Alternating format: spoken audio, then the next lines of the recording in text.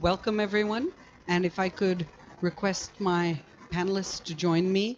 Uh, I won't have the ability to do justice to their backgrounds. We have joining us Kanika Chawla, who's a lead at CEEW, Council on Energy, Environment and Water, who's been not just a researcher, but also spends extensive time working with ISA, International Solar Alliance, and a number of other stakeholders and people in this domain.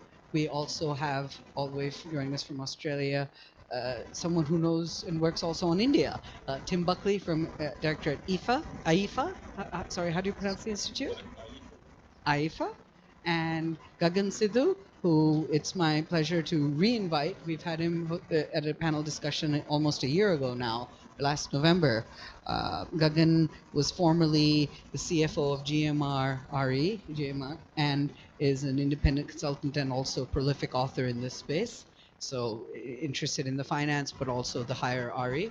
And I'm Rahul Tongia, a scholar leading the energy and sustainability group at Brookings, India, and delighted a number of you are able to join this discussion on renewable energy, also known as RE, in India. And RE is in some ways viewed as a subset of this energy transition, but transition then means there's other stuff going on as well. So what does it also mean maybe about alternative energies, alternative meaning non-RE energy sources, let me clarify. And so this is meant to be a free-flowing discussion, hopefully not too much PowerPoint. I will cheat, I will use one slide to really kick off the juices, to kick off the conversation, get the juices flowing. And we have an audience online as well, so hopefully they'll have a chance to engage. But we will not start with the usual question of will India reach its 175 targets on this particular date, because that's in some ways academic. We've just come off a quite successful global event, RE Invest, that a number of us were in the room present at or involved with. And so clearly this momentum is only growing towards renewable energy. It is quite a sea change, I think. If I had to make an oversimplification between the first RE Invest and the second RE Invest, which have a gap between them, they're not annual events. The first one was really about setting the stage. It was a lot of hope. I wouldn't use the word hype, but a lot of forward-looking statements, to use the stock market terminology. And now the second one has really been much more hands-on, nuts and bolts, facing the challenges head-on that have come up, as opposed to just the grand ambitions that are there.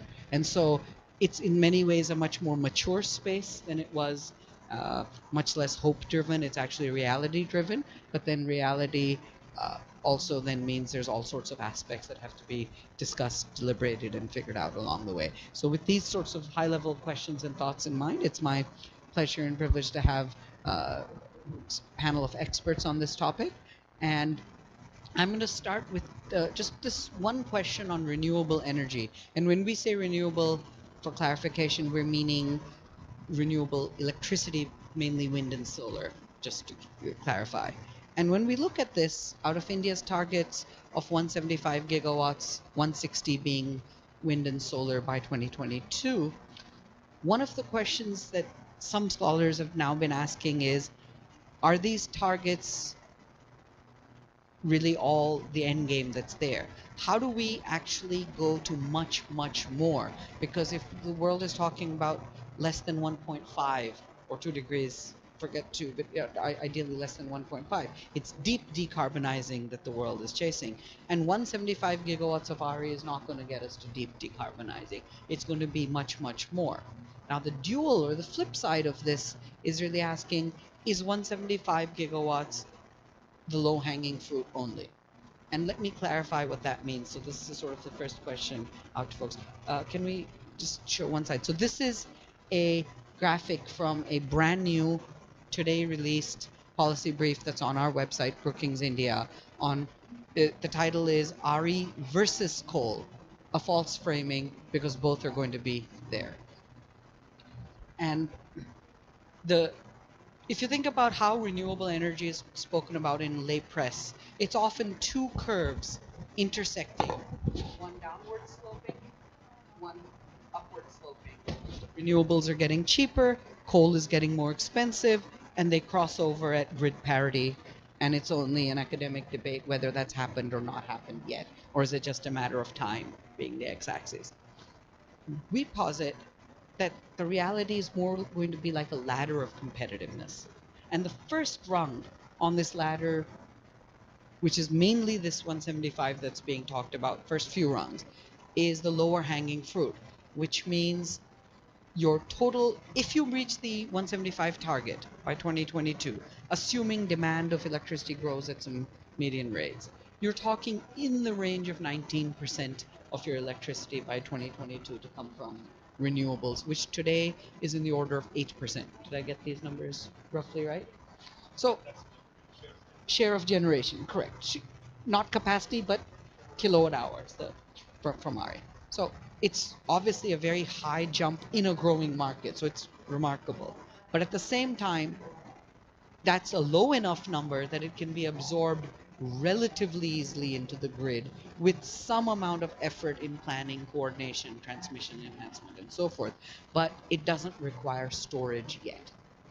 So the first ladder is, should I build a new coal plant or should I build new RE? And the numbers seem to say it's a no-brainer. Don't build a brand new coal plant. RE is cheaper, and you're comparing the levelized cost of energy of RE and coal. It's easy.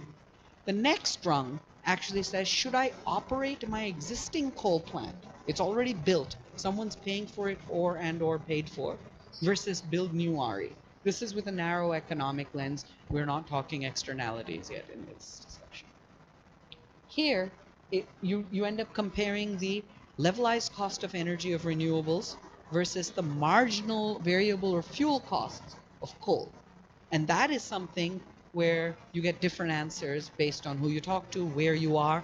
And location turns out to be a very key differentiator because, and we have some studies on this, there's a major report on our Brookings website on transportation, railways, and coal, that there's a high cost of railways to the delivered price of coal. In fact, it dominates the cost for far enough locations. And so do I not run an existing coal plant? Well, that may be the case in far off locations, which is the double whammy for railways.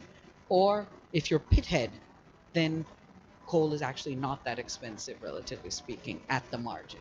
And these are both variable RE or VRE. No storage required, take it when you can. The problem is that gets strongly linked to the total CUF.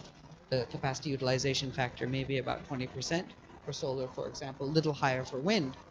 And it does not meet your evening peak, especially from solar, unless you have storage. Most of the time, the Indian grid has a peak demand in the evening. Not all the time, but much of the time. And so therefore, solar is not contributing to the peak. And what is India's sort of swing production? It's coal. In the US, it's been gas. There have been other fuels in other countries. In India, your swing producer has been coal. Hydro is actually a highly variable one, but hydro's capacity is not growing as fast. So even though it's very capable of ramping, it doesn't quite qualify for long-run growth. So now once you add storage, you have to look at the blended weighted cost levelized of battery plus RE. So then you have the same two rungs adding increasing amounts of storage, such as batteries. So the next rung is now, do I build battery plus RE or do I build coal if I'm trying to worry about my non-daytime demand, including the peak? That's a harder question for the economics of RE. And then the last rung, which is the hardest, is when you're going to say, I want to displace an existing coal plant base load at the margin. So now I'm comparing the levelized cost of storage plus RE with the variable cost of coal, which of course is location specific or dependent. So this seems to be a trajectory that's out there. And so now the open sort of questions is, where does 175 fit? Are we going to even need storage? If not 175 or if not 2022, you can slice and dice it. At some point, will you need storage, or what else is really driving the comparative economics of solar, RE and coal? Because RE and coal is much of the conversation in India. Just one sort of framing for opening. So all folks, I think, have a mic, so it's free to Janet.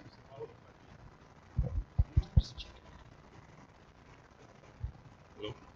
So, Rahul, if I may, I think at the outset, one of the things that I do want to sort of mention is that while the discussion today is going to be electricity. Can you check if it's on? Sorry. Hello. Yeah. So, while one of the things that is going to be talked about is electricity. When we look at global warming, and when we look at emissions, and when we look at the share of electricity, of emissions in India, it's only about 40%. So it's well and good to talk about renewable generation of electricity, but the moment you bring in emissions and global warming into the context, you can't escape the fact that agriculture, transportation, and industry also contribute a lot to emissions in India. And the narrative around renewable generation, while it's of electricity, revolves around solar PV and wind. And there are technologies out there in agriculture, in industry, which actually allow you to mitigate emissions. You know? So that's sort of an opening statement comment on that. We'll focus on the electricity bit, but we can't sort of ignore the non-electricity emission bit.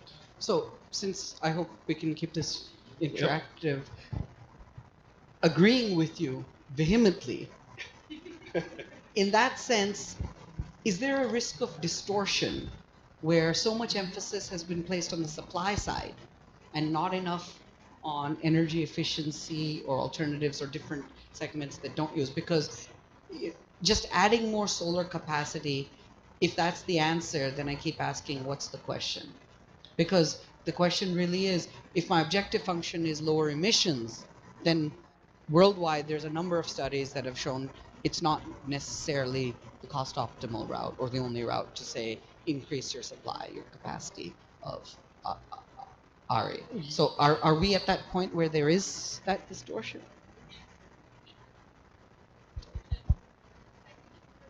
Sorry, can you just tap if it's no? If you press the on button. Okay, yeah. Technology and I are not friends, clearly.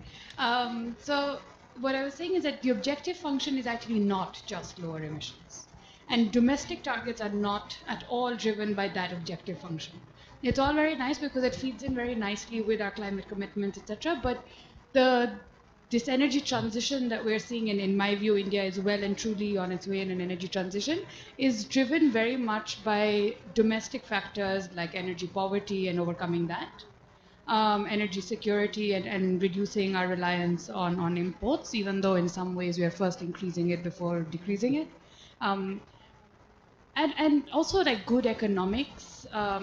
What is the cheapest source of electricity? How do you do it? And cheapest source not just per unit of not by electron, but also system-wide. So do you then do more DRE, etc.? What creates local jobs? And then do you mitigate climate change?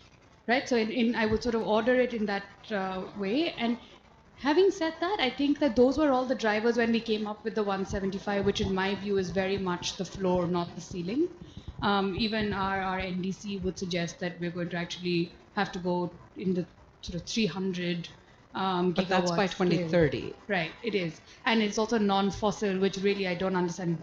It's not like we're ramping up nuclear, hopefully. So we should just say 40% renewables. But having said all of that, I think at some point between forming this top level target and where we are at now, we've lost sight of some of the trade-offs, and we're now making some policies that are at cross purposes with each other.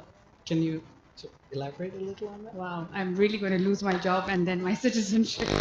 Well, one of the things is, do we want to make cheap electricity so that we can make just about anything in India, or do we want to make solar panels in India?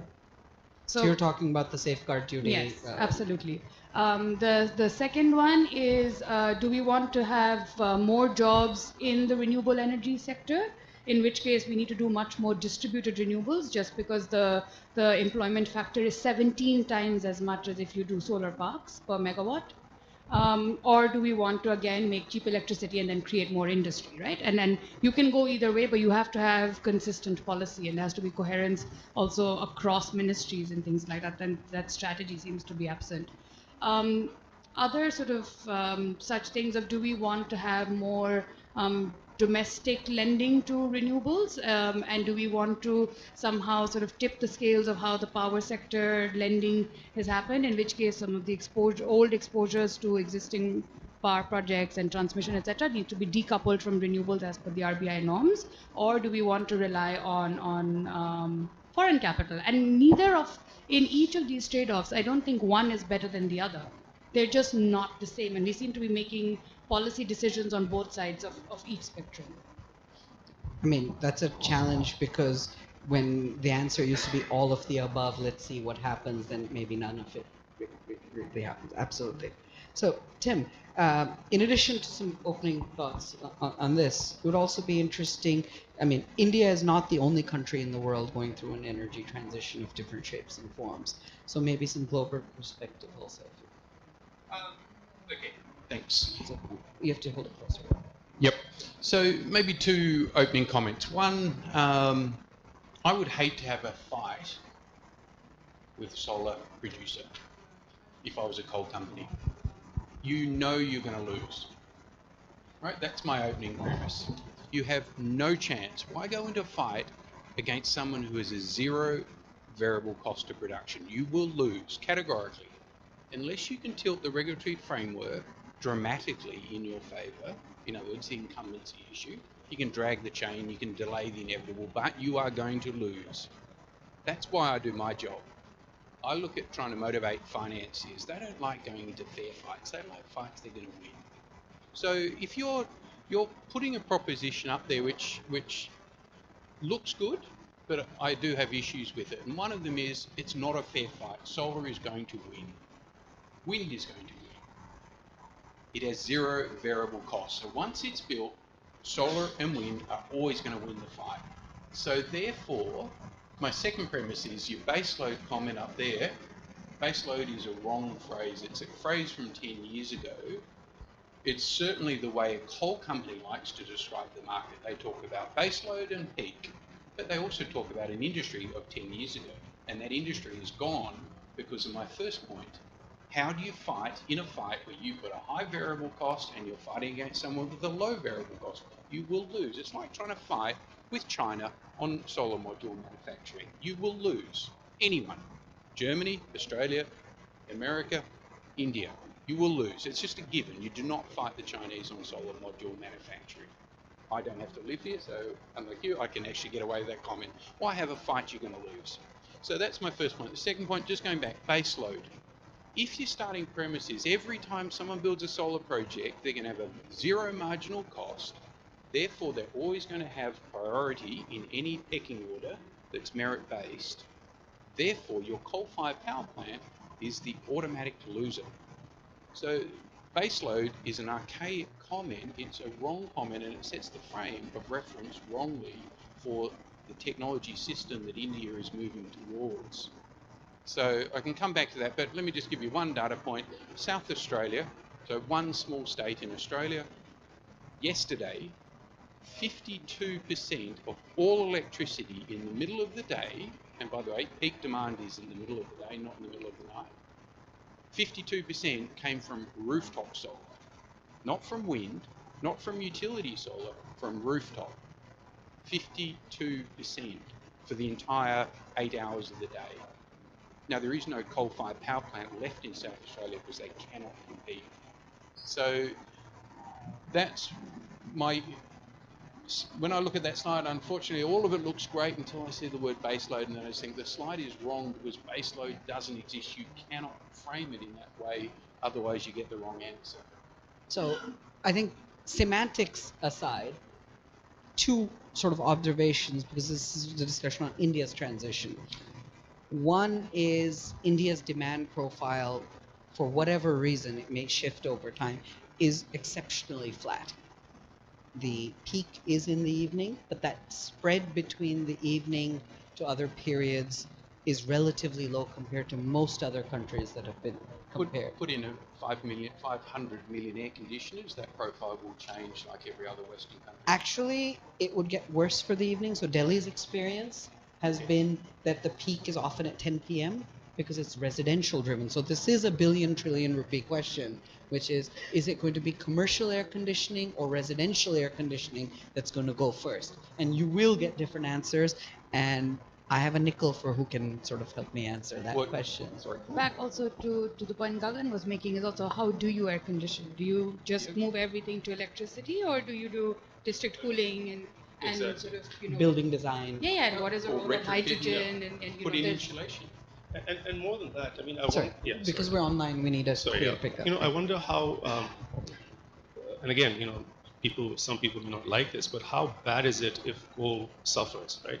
It's one thing to say that you're causing an economic loss due to natural disruption. It's another thing to say you are causing a violation of contracts. Now, the latter is pretty bad, but the former, that's the price of advancement, right? I mean, Creative destruction. Yeah, exactly. So, you know, you can't really say that there's an industry, and forget the moral aspect of it, but there's something out there which is not price competitive. I mean, why should it be around? Of course, if it's causing or it's leading to a contractual violation, that's bad. But the former, that's life. Right? So, sorry. So maybe, if I may, so your opening comment was the importance of energy efficiency, building efficiency is a critical half of the equation. So Yep. to your response that air conditioning needs to be on at 10 o'clock at night, not if you've got a 6-star building. There's a lot of moving, parts to get there. But two other sort of observations from an Indian perspective. One is, it's not an academic decision, should I build X or should I build Y? We actually literally have too much coal in some ways. You're looking, RBI is talking about stressed assets, and there's backing down. The PLFs of coal plants are down. It is not because of RE, it's because between 2011 and 2017, coal capacity in India, power plants, grew at 12.6% or 12.7%, while electricity demand at grids level, excluding captive, grew at 6.1%. And so you've had a buildup of coal capacity which could operate at the margin. It's not should I build, it's not an academic. You literally have this issue of what do I do? So it'll take some time to work out before we get to the all natural organic fistfight that will happen based on the merit of the technology. The second sort of thing, an observation. Let's assume solar is free. Not quite free, but it's getting there. It's reasonably cheap. It'll be there in 15 years. Sure, it'll get much, much cheaper. It'll be not quite cold fusion sort of the future, but saran wrap. You could get flexible printed solar that's as cheap as paper to make, sort of, eventually. What do you do at 8 p.m.? And so if you look at the load curve of India, which we've done in some detail, if your load curve has a certain shape where your noon is a little bit lower on average than your evening, then your capacity factor of solar, if it starts as 20%, ends up saying that anything greater than about 19% CUF has to require storage, because there is no other way you can meet the demand that's outside the solar envelope. So by that sense, when you say it's not a fair fight, solar will win. Solar will win when the sun is shining. And so from a country's planning perspective, as of now, unless you're hitching your horse to the storage wagon, coal becomes your backstop or your default option. I actually want to add a nuance to both your points, and then maybe I'd let Gagan and Tim do the heavy lifting. So on the first point around stranded or excess coal capacity, right? And this thing of we have excess power, it's not actually that we don't actually have excess power. I find that really, really upsetting. It's just that our utilities are broke. They didn't seem to sort out all of their issues after 3 bailouts. And so we actually have a lot of underserved sectors, a lot of underserved people, even where the grid connectivity is existing. So it's not just that the grid didn't grow fast enough while capacity grew fast, it's also that the utilities don't have the demand, even though end consumer demand does exist. They're not buying. They're not buying. And we're completely ignoring this whole captive demand that we have just sitting there, in the form of energy poverty, right? So that is to the first point. I'd like to add that. To the second point, Gagan said before, how bad is it if the coal sector loses, right? And that's just disruption and technology disruption. But if 15 years later we're going to have saran wrap solar or BIPV, which is really, really affordable, how bad is it that today's solar technology fails? Are we not in some ways then putting ourselves into a tech trap? Because on the wafer thin margins today, if these plants don't run for 25 years, they're going to be the thermal power plants 15 years down the line. So that's a great question. I think the answer to that is, that's why I made a distinction between technology and contractual obligations. So, if you have your contractual offtake obligations secure in a PPA today, then by no means should it be possible for that scenario to emerge. And secondly, I think why thermal has failed today is not so much of the contractual obligations. I mean, half the thermal plants don't even have PPAs to begin with, right? The ones that do don't have coal. So, it's in that sort of scenario where you have no PPA or no input, doesn't really pan out for solar. So, it's important to make a distinction between technology overtaking, which is fine, breaking contracts, which is not fine.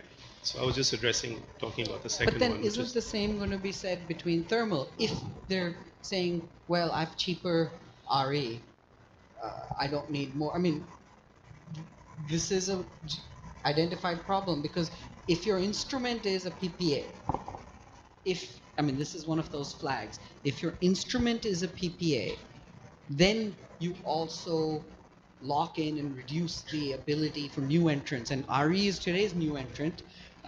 Saran wrap, cling film, paper thin, building integrated solar is your new entrant 10 years from now. Are they then going to be at a disadvantage?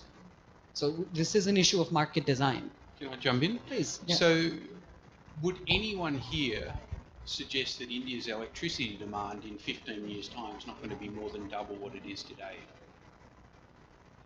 Is anyone talking about it going down?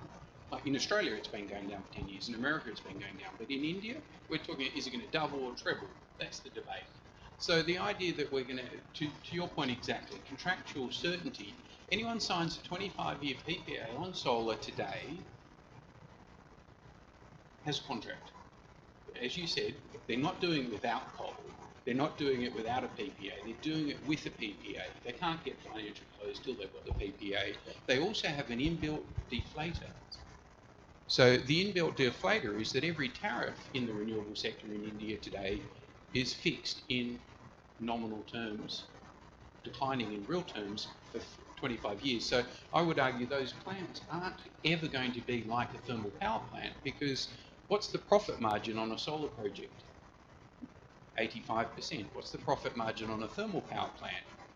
Could be 20%, or it could be negative 20. So maybe the promoter on a solar project's not going to get his 18% return on equity. Wouldn't that be a horrible situation? Maybe he only gets 14%, or worst case he gets 10.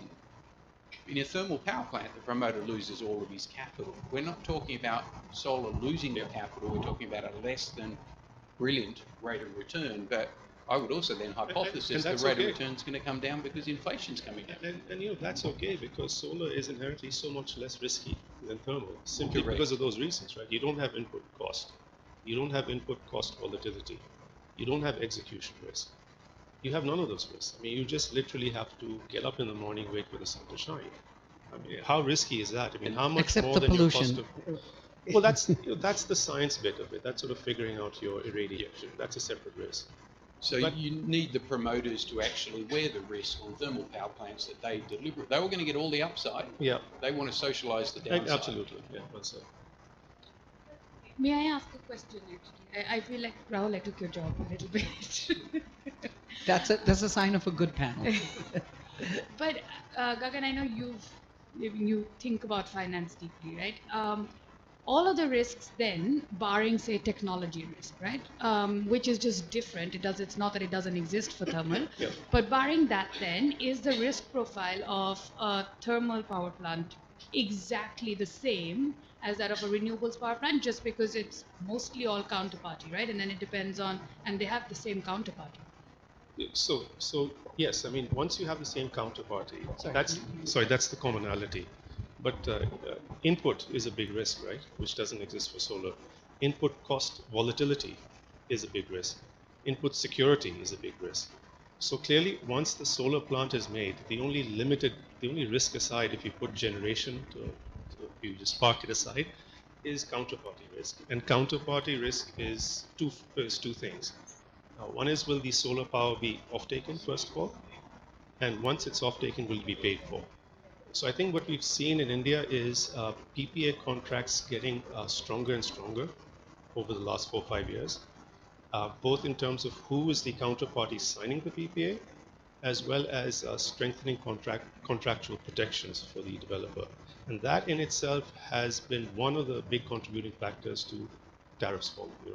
As you get more and more confident that the power will be off-taken and it will be paid for once off-taken, then the amount of premium or spread you desire or you want over your cost of debt comes down further and further. And the cost of debt itself is, I mean, forget the hardening interest rate cycle globally, but the spread of base rates that lenders demand has been falling.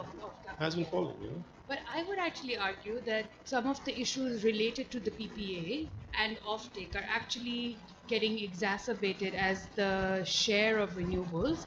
And so I think that the opening discussion that Rahul, the point you made about share of generation still being so small, but because we're doing sort of large wind parks and solar parks, power is sort of, or electrons are coming on in a lumpy way. Yeah. So some of the issues then around offtake, not just one is the payment cycle, but actually getting curtailed or do you run it? In my view, I find that the regulation has not kept pace with deployment on the ground of renewables. So, I mean, just to sharpen this in a more way, I agree with many of the points made. I mean, certainly risk profiles are different and it's good in many ways. But let's assume the cost is dramatically by every metric, regardless of the market structure design that we talked about. Then isn't this just a market problem, and the market will just say, I need more renewable, please give me some. But yet states are not signing the PPAs. The instruments that you're talking about that guarantee the offtake and the cash flow is the PPA. And yet we don't have clamorings of states. The ones that were highest in RE are the first ones, like Maharashtra and Gujarat and others, that have said, thank you very much, I'm full, you're welcome to do what you want, but I'm not signing the PPA, go off and find your own off-taker. So then, is it that, I mean, this is where that system level issue, whether it was a time of day reason, or whether it was too much with the lumpiness that you were talking about. I mean, if on one side everything I hear is correct, that it's so darn cheap and we've figured out the contracting and it is risky, but why am I not getting, why do I need these RPOs, which now in the new amendments to the Electricity Act are literally having a counter called RGOs, Renewable Generation Obligation. So something on the other end tells me if it were all done and if it all were market ready, we wouldn't be needing to have this conversation. So what's the gap? Well, I think part of it comes back to the market price design. At the moment, you're talking a flat PPA, and we're talking one electron at the middle of the day is worth the same as an electron at 8 o'clock at night. Ultimately, I would look at what Australia's done. We have a time of use pricing market. Now, we have time of use, which means retailers charge a very different price at 8 o'clock at night than they do in midday. Logic. It's cheaper to generate solar and wind in the middle of the day, so therefore the price is low. At 8 o'clock at night, the price is high. The wholesale price, we are actually in Australia moving to a 5-minute interval bidding cycle. 5-minute interval. So the price can go from negative 100 to positive 14,000 Per megawatt hour. per megawatt hour. So the price goes negative in the middle of the day when we have too much variable renewables, and it goes instantaneously to $14,000 a megawatt hour if the sun disappears for an hour or we have rain for a week. But the reality is that doesn't happen, because as soon as you put in a price of $14,000 a megawatt hour, you're actually incentivizing financial markets to deliver pumped hydro storage. You're incentivizing financial markets to deliver peaking gas, even if you have to use LNG. Peaking gas at $14,000 a megawatt hour only has to operate for 10 hours a year and it's profitable. You're incentivizing lithium-ion batteries. You're incentivizing grid connectivity. You're incentivizing demand response management. So when you have a base price that is time agnostic and demand supply agnostic, you've actually got to reassess the whole pricing environment. In Australia, we've got that. So to me, there actually is other characteristics of the market that will emerge in the next 5 years. It's not how much battery storage are we going to have. That's part of the solution. It's how much pumped hydro are you going to have. How much hydrogen storage are you going to have? Now in Australia, we're pursuing hydrogen storage. Germany is pursuing hydrogen or ammonia storage. Now, all of the studies say ammonia doesn't work, hydrogen doesn't work if you're paying $60 or $80 a megawatt hour. I'll put it on the head. What if you're being paid $100 an hour to use electricity? Prices in Queensland have been going negative every week for the last 12 months because we've now got too much solar. All of a sudden you have negative price signals. People are paid to use electricity when you have too much variable renewable. What a beautiful problem. It's a horrible problem for one player, coal, because coal can't ramp. So coal gets absolutely destroyed in that scenario, and that's exactly the system India needs to adopt. So if you do the time of day, which is one of N signalings that could enable demand response and a bunch of other instruments, that's exactly counter to the risk mitigation tool called a PPA. And so, is there a pathway to get there? Because we have not only PPAs grandfathered or existing out there. If you look at proposals by the ministry, they actually ask for mandatory PPAs to grow under the new proposed amendments to the Electricity Act. So is it just that you can say the PPAs must reflect time of day? I'm not sure that's appropriate, because you need a market mechanism to discover that true time of day, at which point you're better off with just an electricity market in some ways. But if you do that, which handles one side of the problem, what happens to the risk story that you were sort of... Well, again, I don't think we've seen the last word in the way PPAs are going to look like for solar. I think, remember that the capacity at super high tariffs, 15 rupees, 17 rupees, 12 rupees, is a very minuscule capacity. Yeah, it's not liquid. It's not... Yeah. Right. So, when solar sort of went utility scale in 2012, the tariff was about 15 rupees. So on the one hand, you've had capacity rising and tariffs falling. And by the way, it could never happen any other way, because at the end of the day, there's a seller and a buyer. So there's no way on earth that we would have hit 21 gigawatt utility scale without the tariff being 2.5. Now you could argue 2.5, 260, 270, that's a separate matter. But it had to fall to this level for scale to go up. As I was saying earlier, PPAs themselves have evolved in terms of strength, in terms of contractual strength. In terms of design, I think there's going to be further evolutions. Not to say that current PPAs will be violated or should be, but the bigger the scale you want, the more interesting, the more flexible, the more fancy, for lack of a better word, your PPAs have to be. I mean, the first PPAs for Gujarat were literally at 15, 20 pages. It was nothing. Current PPAs are much more elaborate, offer bigger protections, envisage potential scenarios which need to get mitigated. And to get back to your question in terms of on the specific, in terms of certain states not really looking to sign RE, I don't think it's that they don't like RE. It would be fine. I mean, that would hold good if they were actually happily signing PPAs for coal and gas. I don't think they're doing either. Maybe they're just full up. So Maybe they're just full up, right? Well, there's that quote-unquote overhang, Yeah. which we, tore apart in the earlier discussion. So clearly there is a certain percentage, whether you call it share of installed capacity or share of generation, beyond which, without storage, renewables doesn't really work. The fact is, in India, share of generation, and renewables for today's discussion is solar and wind, which is intermittent. Variable. Variable, yeah. So today's solar and wind, as you mentioned, is less than 7% odd of generation, and that's at a national level. There are certain states in the south, maybe in the east, which are much higher, and maybe those are the very states where they've hit sort of a ceiling in terms of being able to absorb more and more renewable energy. Give it 1 year of technology, and that ceiling will immediately jump another 50%. Let me jump in there on Tesla. So South Australia introduced the Tesla battery. It was a $100 million investment. It was 100 megawatts, biggest utility scale battery in the world, 129 megawatt hours, and it delivered a 50% return to the shareholders on that project in its first year. Right? So phenomenally successful investment. I would argue it's a phenomenally successful investment for the community, because the thing it did was halve the cost of grid stabilisation in South Australia immediately. Because the gaming of the system, the grid stabilisation, is a value service. So when we talk about adding renewable energy and storage, there are other values in storage. There's grid stabilisation, and ancillary services are of value to the grid. Yeah.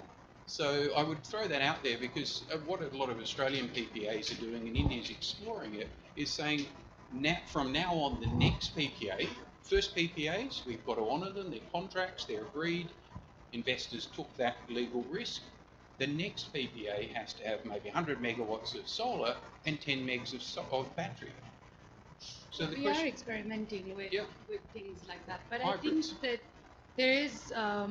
that so I completely agree with Gagan that there is sort of a learning curve of the regulatory environment as well, right? And one of the things that we've seen shift is, like you said, Gujarat and Maharashtra before, with their must-run clause in the PPAs, it made perfect sense. Renewables was such a fringe player that they should have been given that status. But moving on now, where we have deemed generation and we're very soon going to see a trial by fire of our existing PPAs on the change in law clause with the safeguard duty coming in. So that being said, the PPA itself is getting better. I think that we still have a long way to go in building capacity on adjudicating PPAs or when they're being contested. We don't do that fast enough, and there is, as a result of that, several sort of the business angle of a lot of these developers can be hurt. But one of the things that I find very astounding on why PPAs are not being signed at anything above 2.5 rupees is that we're actually violating the very principle that brought us here. What brought us to 2.5 is what we got right off the bat was the reverse auctions. And the whole principle of reverse auction was you would be able to do price discovery given the conditions on the ground. When you artificially cap that at 2.5, I don't understand what is the logic, and what is 2.5 in Rajasthan is not the same as 2.5 in West Bengal, is not the same as 2.5 in Chhattisgarh, right? Mm-hmm. And this national level policy of we are only going to do 2.5 rupees actually then says that, especially for ISTS projects, that you are then only going to go to states which are already quite congested. And so, if what Tim is recommending is maybe still a little way off in the future, where we also have to sync that to some demand side management and a lot of sensitization of the end consumer, etc., which is something we need to do more on. In energy in India, we seem to only put supply side effort, and we don't do enough on the demand side.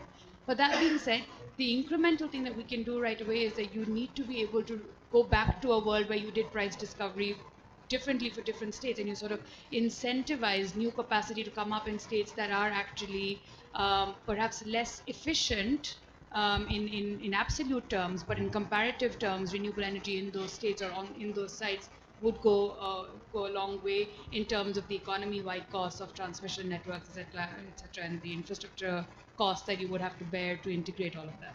And that's the kind of strategic thinking that we need. And we didn't need this in 2014 or in 2015 when we had the first RE Invest, right? We were very happy to announce targets, and when the market responded in a way that even sort of superseded what the government expected, we were like, oh, that's it, our job is done. But it really gets interesting now. It's now is when we need to do these innovations and these nips and tucks. And nips and tucks that will need a sunset clause. This is not like, it's not like what I announce now will remain till the end of time.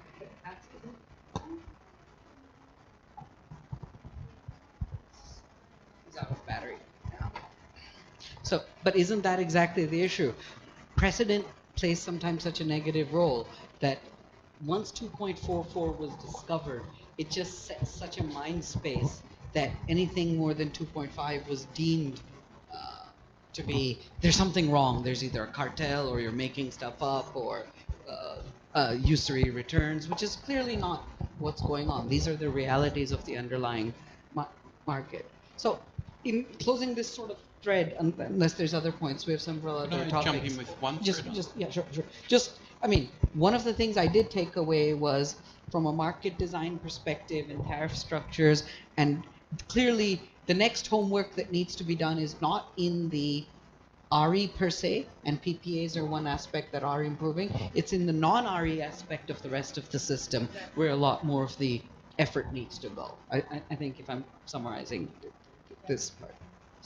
So I agree entirely with you. The idea of capping a reverse auction tender is just ludicrous. It's cutting off your nose, just on your face. It's ridiculous. 2.5 or 3, irrespective of that range, even 3.2, it's still dramatically cheaper than a lot of coal-fired power. So why do it when you actually, as you point out, the critical thing financial markets need is risk analysis. And the risk analysis in one state is completely different to the risk analysis in another state. So you asked earlier the question about is the required rate of return on a solar project the same as a thermal project? International experience says categorically not. And the reason, what I would say is that a renewable energy infrastructure project, and India actually is seeing this now, you have financial institutions willing to lend to renewable energy infrastructure projects. They are absolutely closed to lending to thermal power because they've got so many assets on their book. Internationally, effectively, renewable energy infrastructure assets sit halfway between a bond and an equity. A bond internationally is 3%, equity returns are 10%, infrastructure returns are about 7%. The risk profile is halfway between, the return profile is halfway between. So if I believed you, then after the foreign exchange hedge, you're at 12 or 13, if it was a pure hedge. I mean, so this is one of those issues that India's grappled with. Sorry, that's the return on equity. Yes. Yeah. But you're going to be putting a 12 Okay. or a 13% return on a thermal power plant because at some point, 10 years from now, 15 years from now, 20 years from now, there will be a price on pollution, there will be a price on carbon, there will be a price on water, and you've got a 40-year plant life. So at some point, the banks will say, I'm going to factor in those externalities. They're not policy today, they're not policy in the next 5 years, but we have a 40-year life project. I'm going to put an ROE of 13% on that plant. And just to sort of add to that point, I think it's useful to move away from the concept of absolute targeted returns, even though they are different for thermal and renewable, to think about spread over cost of debt. Because the cost of debt or the spread that banks charge over their base rates itself is coming down. And secondly, one of the things which hasn't really made enough press in India is over the last year, I'd say over the last 6 months or so, term loans for solar projects as well as wind projects are moving into A-rated category, A-rated territory. So the moment they move to AA, it opens up the bond market. And once you open up the bond market, you're actually talking about saving about 200 basis points. Yes, absolutely. So, and the domestic bond market is smaller than the equity market, but that's because of there's demand side issues as well as supply side. There's not enough AA scripts out there. But if this sort of renewable project wall of demand shows up there, there's a ready market that likes at 7.5–8%, and that's a big saving over what these projects are expected to pay today. But that's only the debt side. That's the debt side. Yeah. So imagine if I have a financial model in Excel today that says 10% equity IRR at a 9% cost of debt or 9.5% cost of debt. If that goes down to 8, my post-tax equity R probably goes up to 11.5 and 12%. So the spread has actually magically increased to about Leveraging, yeah. 3 to 4%. And you know, at the end of the day, I think we must recognize that this is a business with very low barriers to entry. I mean, anybody sitting anywhere in the world can enter the Indian market in the span of 3-4 months. I mean, literally half the people in this room is what's required to set up a utility And scale. solar parks make that even easier. Absolutely. So you know, when you talk about the risk on one hand, zero barriers to entry on the other. When you talk about capital, that sort of there are this certain types of capital that likes this, not because it likes low returns, but it understands the risk. You know. Low return, low risk. Yeah, There so- is a huge $1 trillion wave of Absolutely. capital So it's coming. so yeah. So you know, Once it's it's a bit of a But it's myth. not, sorry, is it just the AA? Because, well, A, as you mentioned, the bond market in India is not that mature. You don't have the same turnover rates. Because that because you need. banks, insurance companies are mandated to only invest in AA or above. Yeah. Or above. So if I'm a bond issuer, if I go with a B, and I know that 3/4 of the market is shut to me, I won't even bother going to the bond market. Sure. But is this only domestic? Because the holy grail from the Indian RE perspective has always been to attract the sovereign funds, the pension fund, global. So when Norway has a 1.5-ish% rate of return, that's the holy grail for tapping those sorts of funds.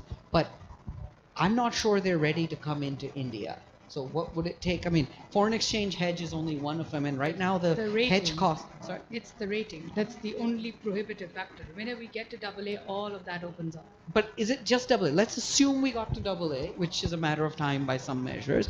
But foreign exchange hedge, right now that's Yeah, you buy it, taking but away there the are all arbit. facilities. It's 6% plus. Yeah, but if you're borrowing at 1.5, that's not so bad, no? But then you're not too different from domestic debt either. So clearly, yeah, you're right, because when you talk about foreign capital, I think what it is giving you a new pool of liquidity. It's not necessarily giving you a big cost saving. I would say it gives you both, because the point you're making is the cost of that hedge is 6%. What should it be? Piyush Goyal actually said 2 years ago it I should was be there. 3%. I was and he's there. right. Yes. Well, not you, necessarily. Hang on, you bring in No, $100 billion no, of no. Well, let the His financial assump- markets his develop a assumptions product. on currency fluctuations are way off, and we've seen that actually in the last 18 months. So I don't think he'd make the same point today. And those people, the people who have hedged based on what he anticipated, are in trouble. Or if they've hedged, they're not. It's because they've used financial markets. My point would be that the 6% annual cost is exceptionally high by global standards, and the reason it's exceptionally high is the market is not developed. You bring a Well, whole lot if of that were the liquidity. case, then there's scope. But if that's what the equilibrium says it needs to be, You bring $1 especially billion with of foreign capital, and you bring $100 billion, you bring $1 trillion of capital over the next 15 years, which is what India can deploy and what India needs. You're going to develop the market. So I mean, one of the things I'm hearing is, well, once we fix these larger structural issues that really unleash the global capital, which is well beyond the RE story, then of course a lot of things will open up and ease out. But we can't put that on the backs of RE, and that's not going to drive that beast. Is the sort of point. 275 gigs of renewables is $275 billion. At 150, 200 billion of grid investment, by 2027, you're talking $500 billion. That's a market the global capital markets will play. But their ability to change the problems with the hedge risks, for example, is determined by issues of capital accounts and a bunch of other things than just in this sector, is one sort of. Actually, the reality more check. interesting finance flows question to my mind is, where are those $200 billion for grid infrastructure upgradation going to come from? I mean, the learning curve for large scale RE is we're sort of at the on the up. But who is paying for, except public money? Where is the private capital for upgrading grid infrastructure? And in fact, to piggyback on that question, at RE Invest, one of the points flagged was on the transmission side, which is you get your construction of a solar park, or especially medium-sized solar park. So the new wave is not rooftop versus 1,000 megawatt, but it's actually 50, 100, 200 range that are probably going to fly much more because they don't have the cloud cover risk that you have with these mega parks. those can come up in 9 to 12 months. Your transmission's not going to come up in that same time frame. And so there is a serious both planning and operational disconnect, but also the financing disconnect that you're flagging. I mean, is that going to be a bottleneck to the Indian RE story, perhaps? So, I mean, I think Financing hat, putting on the financing. So I think, you know, it's useful. I mean, I think you're making a distinction between utility scale and, say, rooftop for a minute. I think the rooftop market has been not fully exploited because of an excessive focus on tackling it almost like a utility scale project. So I meet people who are talking about raising project finance for 1 megawatt size rooftop projects. You know, it's incredible. So I think the real opportunity in rooftop is to differentiate between largish rooftop, which is put on commercial establishments, which may be that 1 megawatt or a bit smaller, and rooftop for residential applications. Now, rooftop for residential to me is a fast-moving consumer durable, much like a motorcycle, much like something in that price point, $1.5 lakh. And for that to happen, you have to have, and putting aside what's happening in the NBFC market for a minute, you need to have a product, you need to have standardization, and you need to have NBFC type financing. That's what's going to drive. And a secondary market, right? Sorry? And a secondary market. And maybe a secondary market, yeah, and which again is a challenge. But product standardization, secondary market, NBFC. Well, I mean, so you've actually segued very nicely to our next set of questions that I saw that. Is really this whole story. Absolutely, my job is easy when we've got a great panel. The so-called rooftop, let's not, I mean, it's just a label, but it's the non-mega grid scale and more distributed. Couple of immediate sort of worries or concerns. Forget the fact that we're way behind target for multiple reasons. 2 or 3 sort of threads that come up in what's wrong or what do we need to focus our effort and policy on. One is this on the backs of the utilities? So this whole utility debt spiral sort of risk, that it's your paying customers are the ones who exit, and therefore there's these challenges. At one level, you're saying that cross-subsidy surcharges have been the way to handle exits, which open access had, as per the 2003 Electricity Act. Renewables were given a carve-out. They were actually exempt from this, and in theory, all cross-subsidy surcharges are supposed to go away if the amendments to the Electricity Act sort of happen. So now, is this a distortion that breaks the underlying system is one worry. Second worry is on performance. So I've talked to utilities that have distributed RE programs. I won't name them or their location, but they're finding in some cases 13% PLFs.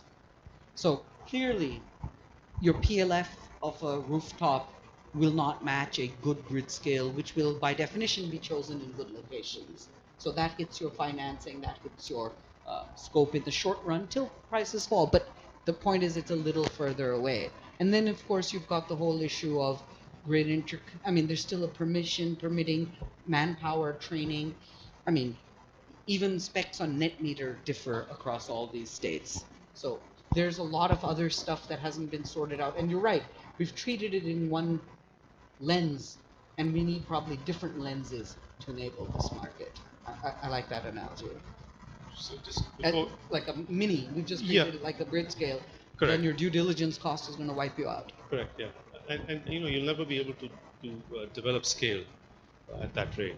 But just to sort of add one point here, you know, you may be running at 13% PLF, but what you're competing is with your meter cost, right? That's $7 or whatever it is. Which is keeping the system afloat because there is a cross subsidy there. So it's high, not because it's inherently high, but because you're paying for maybe Fair things enough. you need not But in the residential category, you're often the subsidized. Not the guys. So this is an interesting open question. The highest slab of residential is usually where this stuff starts. Am I correct in that assumption? Yes, of course. So then these are guys 7+. No, so these are guys at 7+. Right. So that's, yeah, you're absolutely right. But firstly, think about I mean, if we are talking about scale, right? We're thinking about a rooftop market of 40 gigawatt, and that's a 2022 target we're going to miss. Never mind all that. But just think about within that residential rooftop, it has to be sizable, right? CNI the economics of it are compelling, but if you do captive CNI, it doesn't technically fall into the 40 gigawatt because that is all grid interactive. So if you were to imagine, say, that there's a 20 gigawatt residential rooftop market, and this is arbitrary, I made it up.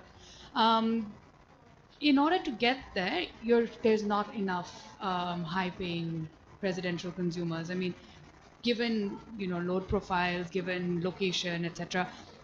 And then often they'll do it as captive or through net metering. So really, what is it that how do you get utilities to reform their value proposition so that they can offer business models actually to the sub 400 unit per month consumers? So the most subsidized.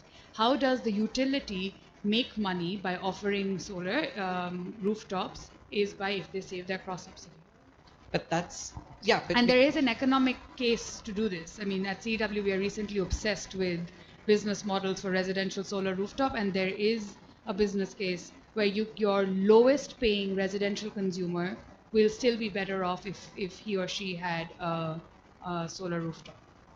But not based alone on their tariff structure because they're a lower slab. So it needs the utility. And they're very small scale. Yeah, but if the so one few issues that Gagan had sort of highlighted, it's disaggregated. Each unit needs very little money, cost of due diligence, transaction cost, etc. In this case, the borrower doesn't actually have a credit score at all, and if you were to calculate it, it would probably not be very good. In the absence of a secondary market, the panel itself isn't really worth very much.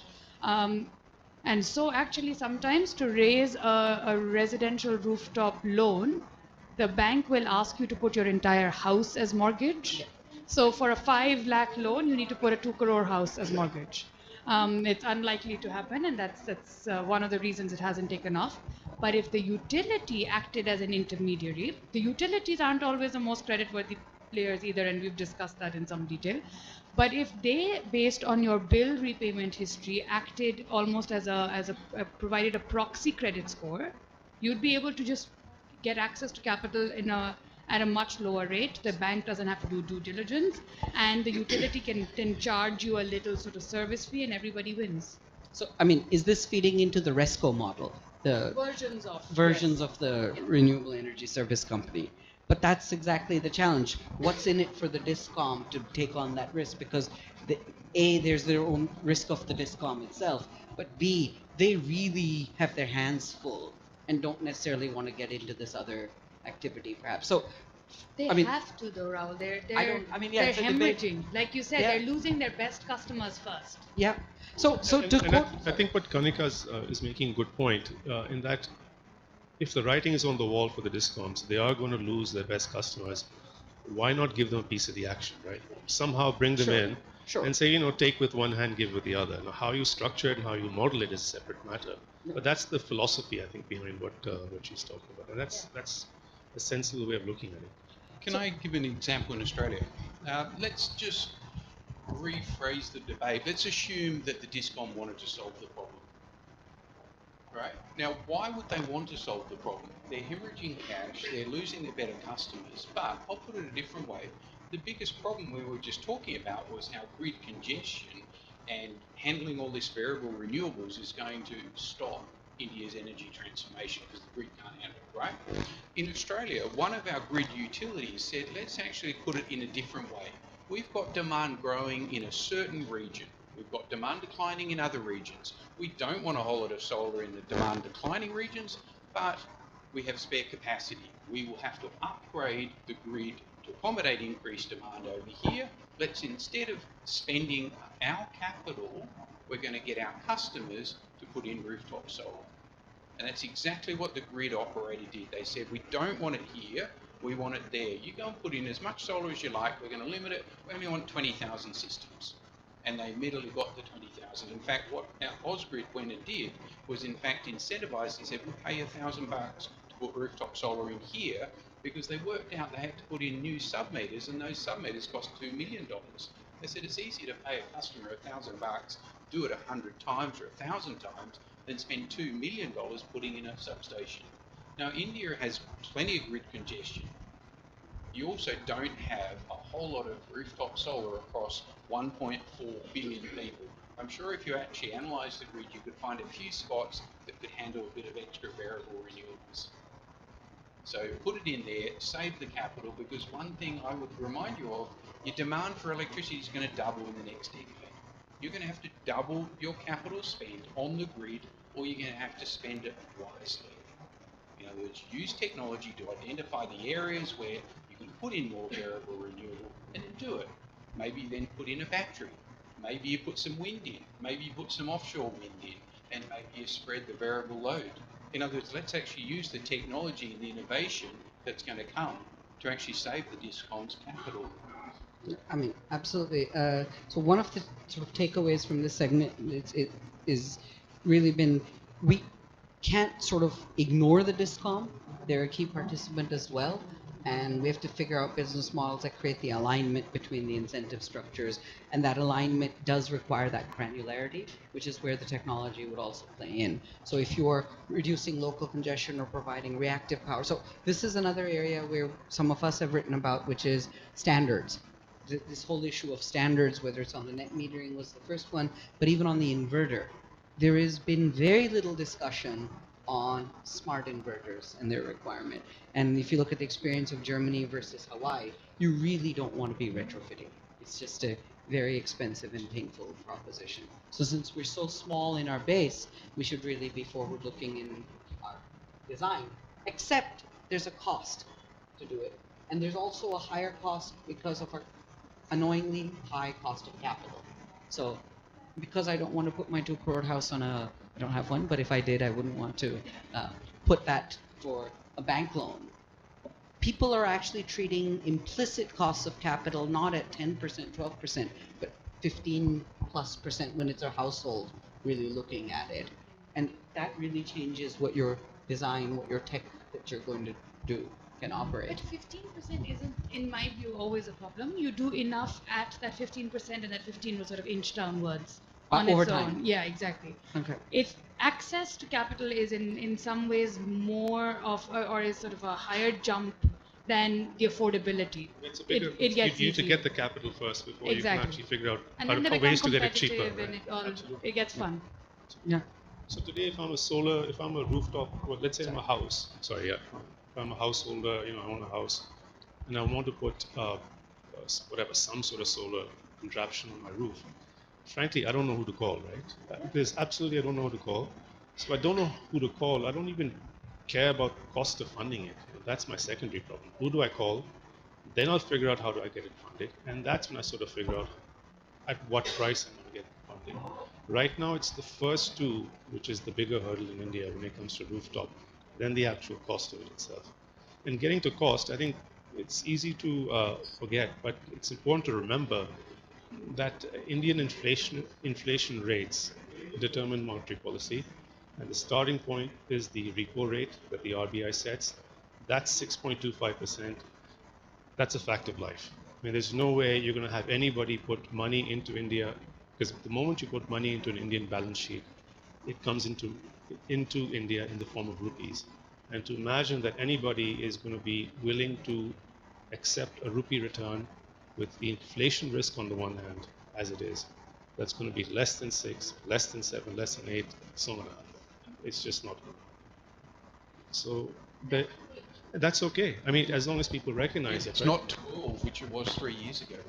Yeah, exactly. So it's there's a fair bit of confusion in terms of what can be done, and which is very different from what is achievable. So is there then, let's assume, and I agree that the scope is higher than what we've achieved. So we have to figure out what's holding it back. But now I'm going to flip it the other way and ask, be careful what you wish for, which is, from a DISCOM perspective, the same issue. Until we solve these issues that you said, we need better models of engagement with customers. In the current rate of return, semi-monopolistic, etc., sort of cost-plus utilities that we have, just like the 2003 Electricity Act said, here's open access. Everybody over 1 megawatt is allowed to go for open access. And if you add up how many percentage of units consumed would have qualified, it's a very large number. It's, I think, 35 plus or some very large number percentage. The actual amount that's going under open access is trivial compared to it. Partly because of this utility resistance that's both overt and covert, whether it's permitting, whether it's a bunch of stuff. And there are anecdotal stories of the same thing happening in the RE space today. And so the faster that wall comes, the more we need to fix something at a systemic level. Otherwise, you're going to hit that wall pretty hard, is my sort of concern. Quick point, actually, you used a word and that triggered a thought. In my view, one of the biggest challenges that the renewable energy sector faces in India is that we rely far too much on anecdotal evidence. And the thing is the sector is young, but the sector is not small. And we cannot any longer just say, oh, because I have the ear of the minister or of somebody, and then, policy will be made for me, and then I'm going to scream from the rooftops to say this is all unsustainable, and then tomorrow go and bid lower. It's clearly not working. And we are sizable enough to be able to have better data available, and I know you discussed this earlier in the day as well. And the thing is, it's not, there is data, we can have a long discussion on disclosure, etc. But there is also on sort of an agreement on what is the truth. And there needs to be much more coherence. And that will actually change some of those risk spreads as well, because this perception of risk will come down as the information asymmetry comes down.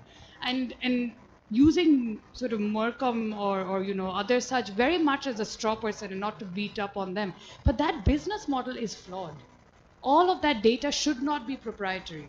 And all decisions, whether it's policymakers' decisions, whether it's investment decisions or business decisions, they all need to be based on evidence, not on anecdotes. Absolutely. This is music to our ears because Sorry, we've been... I realized I got quite worked up there. Well, this is something close to a number of scholars' hearts because we've been asking for better data, whether it's on the finance and even things like curtailment, which is something that significantly impacts. So, coming back to the opening said, better PPAs and arbitration and this. I have the counter because when I talk to folks, the clause says there are all these arbitration that's possible when you don't get paid on time. Not a single developer enforces it because what's the point of fighting with the guy you're going to come back crawling to later on? But okay, having said that, and Kanika made a good point about reality versus anecdotal, selective anecdotal stuff. The reality is we've had about 6+ years of utility scale in India, solar that is. We've had much more of wind. How much of the debt, bank loans that have gone to fund that have gone bad, have gone NPA? Zero. So, you have on the one hand all this headlines grabbed by there's an impending sort of NPA crisis looming. On the other hand, you have billions of dollars of thermal loans that have gone bad. And yet the public discourse is focused on solar loans going bad. The reality is if a 15 rupee tariff is not being curtailed enough for a loan to go NPA, I really doubt a 2.5 rupee tariff will be curtailed enough. So second point before Kanika counters that is that even the 2.5 rupee tariff projects have gone operational. They've achieved financial closure. That's point number 2. And third point is, I think you talked about people on the one hand expressing concerns about low tariffs, on the other hand bidding. I think the developers have actually not done themselves any favors by doing that. Yes, exactly. Not only from that perspective, but from the perspective of raising new money. So, if you're a developer and you come to me and you're the guy who said, well, the selling price of what I produce is too low. And then you say, well, by the way, I need $100 million. So I think that's really not going to work. And that really hasn't. You've seen primary IPOs fail or get scuttled. You've seen deeply discounted secondary offerings. So there's a difference between how a solar or renewable SPV is run, and that's pretty much cookie cutter today, versus how to raise growth capital at a whole level. That's the magic sauce out there is still being worked out. So, we've already done some summaries of some of the issues in the distributed sector, and in some ways it's a much more complex story with more moving parts even than the grid scale, because in some ways everything that applies to the grid scale, from the macro, mega, global, the imports and some others, applies to the rooftop, plus more stakeholders and players. So we have time for a little bit of question and answer. So Abhishek, we have people who are online. We're going to give them first priority. If there are, you can just ask that, folks online, if there's a mechanism to ask questions in the comments. Oh, but they may not have known, so I'm letting them know, and we'll try and keep an eye out to draw them in as well. And if I could request, I'll choose the questions. I mean, we'll keep it moving. A number of hands went up even in the earlier part, so we'll try and go in order. If you could briefly just mention who you are, and if it's addressed to any particular speaker. Do we have some? Can we give back one or two mics? Yeah. Oh, we have mics. Yeah. Sir. One second. Sorry. Just. Yeah. It's a very nice discussion. Is it on? Yeah. Yeah. You have to bring it close. Yes. Thank Yeah. The first thing you started with this levelized cost of electricity, solar. So, has any study been done in the Indian context?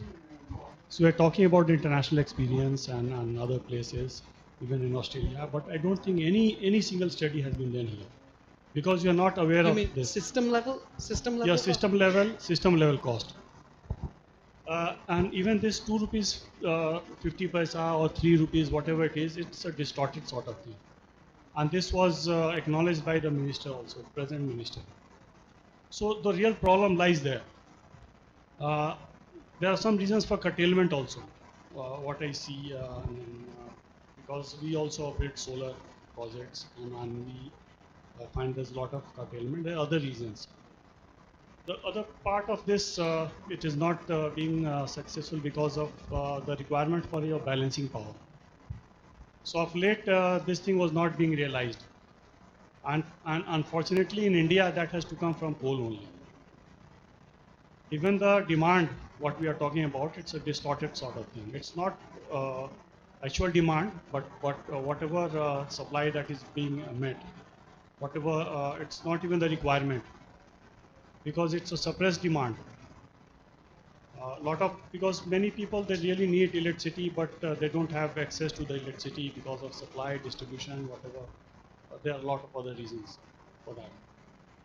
So if you see, we have done some studies, and in fact we have started doing it from the generators perspective, like what would be the cost of electricity for different level of, for different flexible modes, like say in the evening. And another thing in India, there's a lot of variation between your afternoon and your evening peaks. There are 2 peaks in India, in the morning and other in the evening. Evening peak stays on for around 3 hours. 3 hours. Yeah, 3 hours. And the gap is more than 100 gigawatt, 110 gigawatt.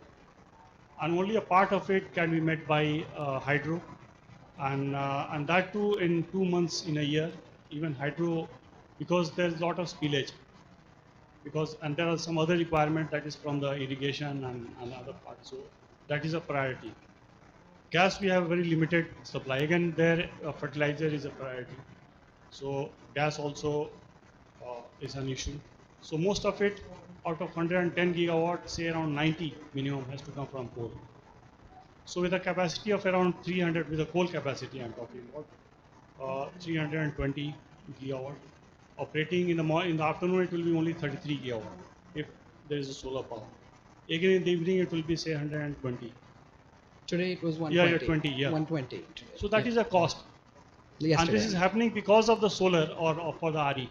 So who will bear that cost? Should we socialize that cost? Those answers has to come. So I think, Yeah. The question, the question started with this. I was just, it was a continuation of that question. So what is that levelized cost of electricity? You mean system level? Yeah, system level. System level. Yeah, so, those are the components I was talking about. Sure.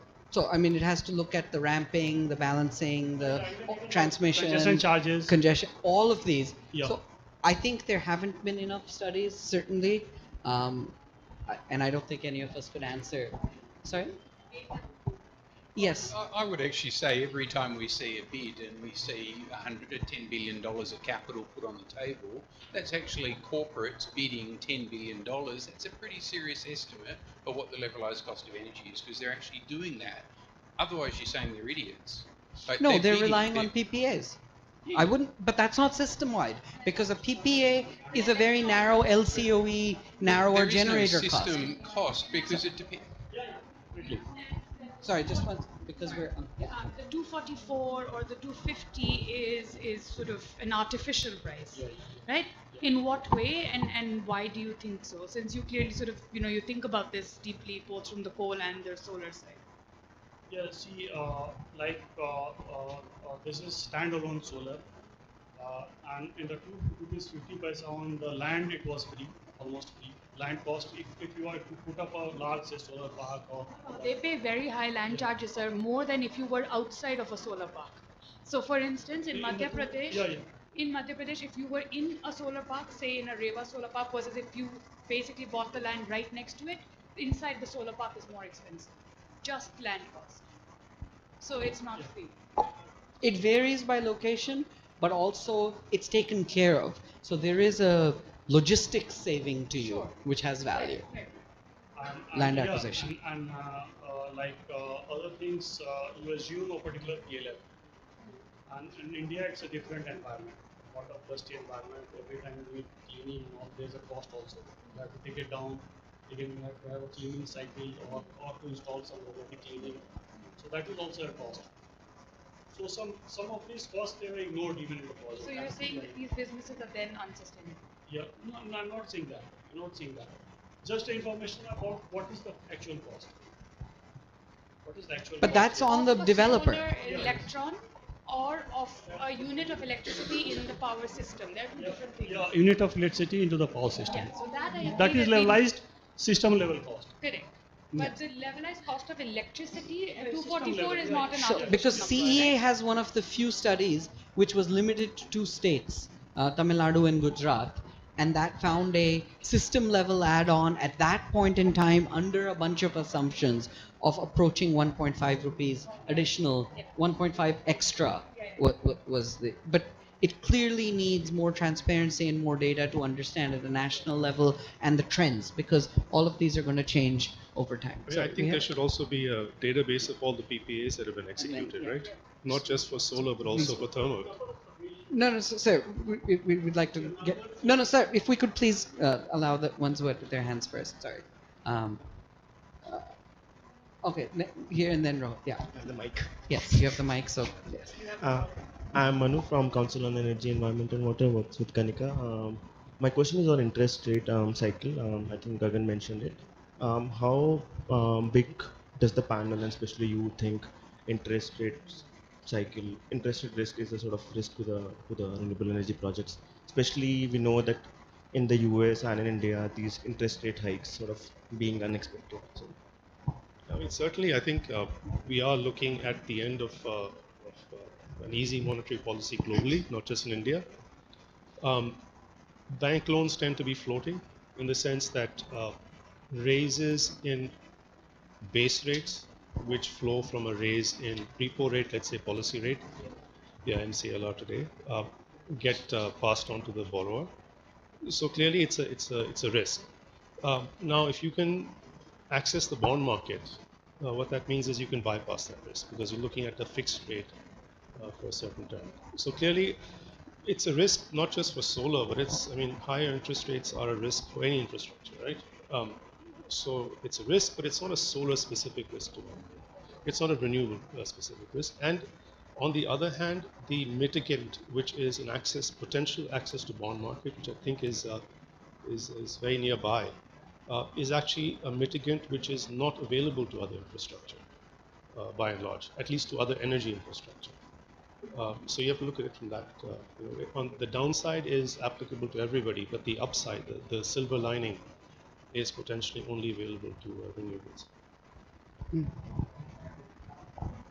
Hi, I'm Rohit Chandra. I'm an independent researcher. So for Gagan, do you think and anyone else can answer it as well, do you think the era of state financing of big power infrastructure is over in some senses, given all the NPAs that are happening right now, given a lot of the private money that's flowing into solar? You know, there's this convenient separation that seems to be happening. The state has invested in all the legacy infrastructure, and the private sector will be investing in solar going forward. It's a convenient narrative. I don't know if it's true. I'd love anyone's views, but particularly yours on this. So, insofar as thermal was financed from, at least on the debt side, let's say, by PSU banks, and that's kind of... Or I think- NBFC, like Or REC, NBFC, yes, yeah, exactly. yeah. So And almost entirely. I mean, even Right. the 20% equity was, Right. refinanced in various ways. So insofar that's concerned, I think clearly the market has to be... it can't be limited to those sources of financing. Whether it's because they don't have the appetite and all is a separate matter.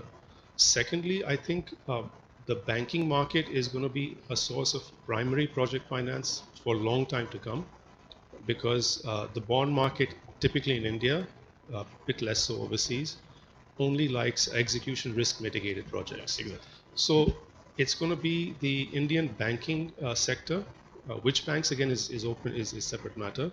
But I mean, that almost by default means public sector banks, right? I mean, given yeah. their size. Yeah, but then if you have these banks being able to, or if you have the bond market being able to refinance that and return this money to the banks, then it makes it easier for them to recycle. Because remember, today you have about $100 billion of Indian bank money exposed to the energy sector, exposed to electricity. So if you're talking about another 75 billion required in the next 4 years, both from a credit growth perspective as well as a sector concentration risk perspective, it's impossible to believe that the Indian banking system can pony up another 75 billion. Exactly. So clearly the banking system does not have the headroom by itself. Money, I think, is going to come from the domestic bond market.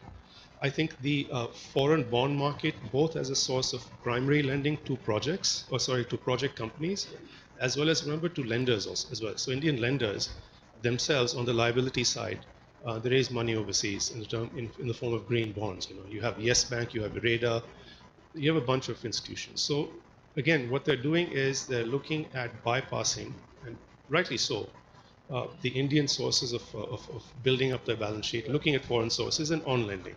So it's a mix of everything, but clearly the domestic bank market is not capable by itself to fund renewable energy. Right, and PE seems to have been the convenient substitute for the short term, but do you think that's going to persist? Or, I mean, will mean like Private equity. private equity?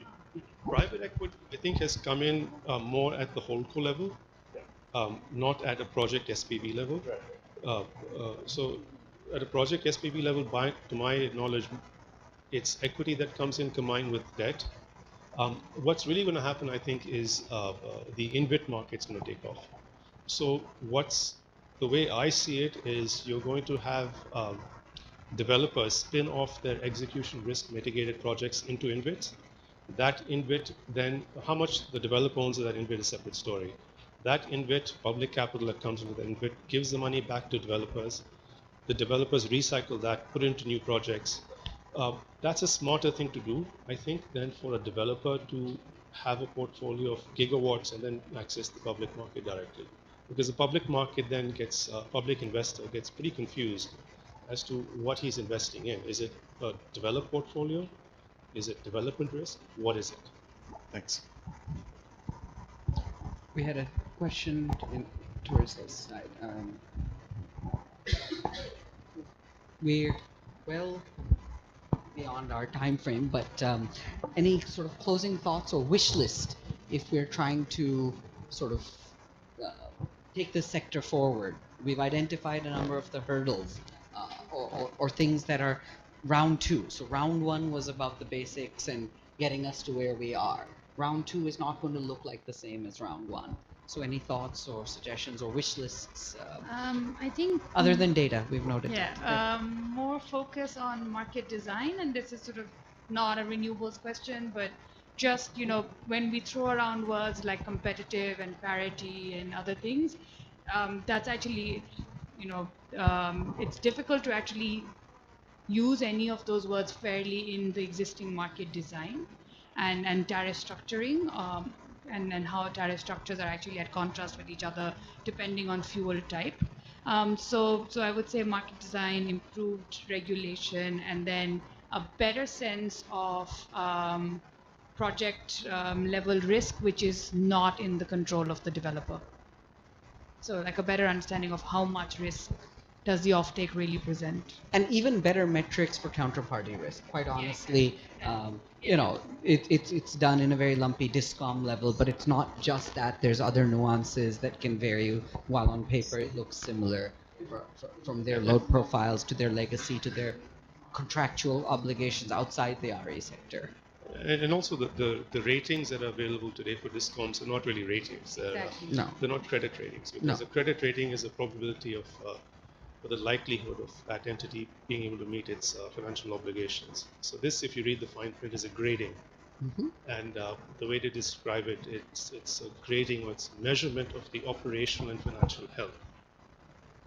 So again, there's a lot of good work that can be done in understanding the actual credit rating of these DISCOMs. So are you, I know we know what the evaluation by Care is. It's a grading on multiple criteria, which includes cash coverage, but also a bunch of other stuff. So DISCOMs were refinanced under Uday, for example. Was there no ratings available to make that decision? So how did that play out? So are you saying that no DISCOMs have a investment style rating to their Not debt? to my knowledge.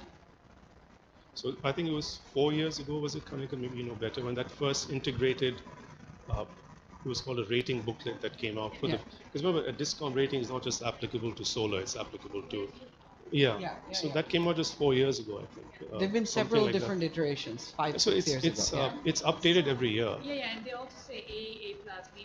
So it's actually quite confusing because it's rated quite similarly. Yeah, but if you read the fine print, not, and I think it's page 19 of the whatever edition, if I remember correctly, it says in the footnote, it's actually not a rating. Yeah. It says it's a grading, So, So then we have which rating we've been using as agencies. proxies.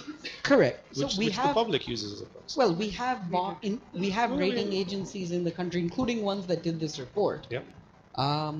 So one other suggestion seems to be to get the ministries or somebody to pay for getting an actual true rating done for the DISCOMs. Would that be a value? I think that there'd be people who'd do it for free or be willing to pay. I would pay for it, I think. But would these Utilities DISCOMs share open their books? So back to data. Yeah. Well, I might conclude on a slightly different point. That is that India is looking at an enormous opportunity. It's actually a really positive opportunity. It's a deflationary opportunity. And isn't it a horrible situation where India is looking at electricity costs of 2.5 rupees per kilowatt hour, zero indexation for the next 25 years, with every probability that it'll be 1.5 to 2 rupees in 10 years' time? Technology is changing. India has to build its grid, and it's going to double the grid in the next 10 years. That is a massive opportunity to invest in technologies of the future, build industries of the future, and be a world leader in a clean, sustainable energy system that's deflationary and that will drive economic growth sustainably for India. I think it's a lovely problem to have. Thank you, everyone. Yes, and so we're reminded there's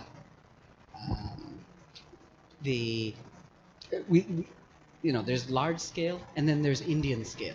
So even niches in India are bigger than countries in Europe. So I think it's not going to be one size fits all. We're going to see a coexistence of different models hopefully evolve, and that'll take us towards our sustainability.